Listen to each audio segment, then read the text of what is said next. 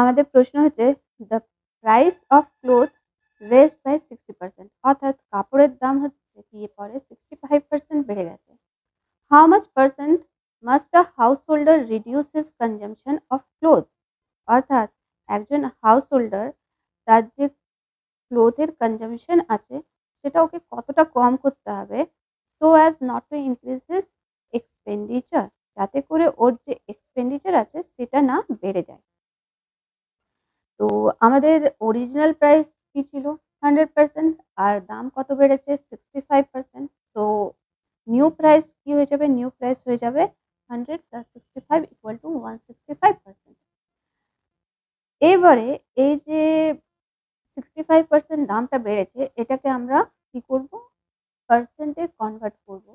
আর সেই পার্সেন্ট কনজাম্পশনটাই যদি আমরা কম করে দিই তাহলে এক্সপেন্স আমাদের কি থাকবে, সেম থাকবে।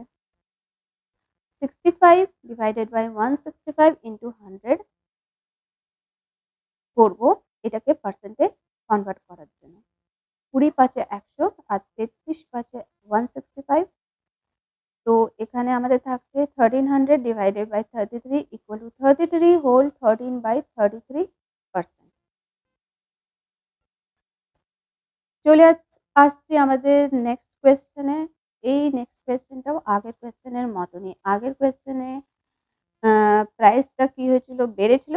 এই কোয়েশ্চেনে প্রাইসটা হচ্ছে কমছে। দেখো বলেছে the price of sugar decreased by 24%। সুগারের প্রাইস কমেছে কত, 24%। By what percent the use of sugar be increase, সুগারের যে কনজাম্পশনটা আছে সেটা কত পার্সেন্ট ইনক্রিজ করতে হবে so as not to have any change in the expenditure, যাতে করে এক্সপেন্সে কোনো ফেরবদল বা কোনো চেঞ্জ না হয়। তাহলে আমরা অরিজিনাল প্রাইস আমাদের জানি যে 100%, নিউ প্রাইস কি হয়ে যাবে 100 মাইনাস 24, যেহেতু 24% কমেছে তাহলে নিউ প্রাইস হয়ে যাচ্ছে 76%। এই 76% যেটা আমাদের বেরোলো এটা হয়ে যাচ্ছে কি নিউ প্রাইস।